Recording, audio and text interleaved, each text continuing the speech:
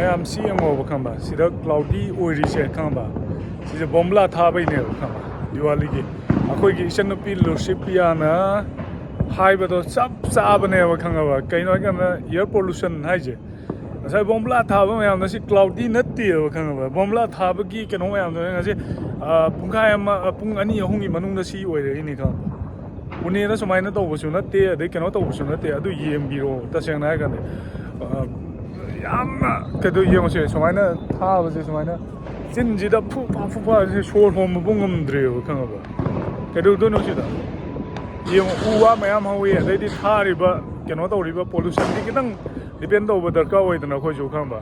adu mayam ji yem se to si da lai ba cloudy mayam se cloudy nat ti ba khamba si smoke ma ta ne ba khanga ba na sai bombla tha gi ba mang khuding mak to loi thari ba khanga city mo wara kitang ban dor ga master gi government na su ban do bi raga kang tham bi raga di lakh ka dor ba dai di heart attack ta gi kai da gi sigum dai loi to lo ba ta ni ko sigum ma je kitang tham bi raga di he na pha ga dra na akoi wa khan da tham jari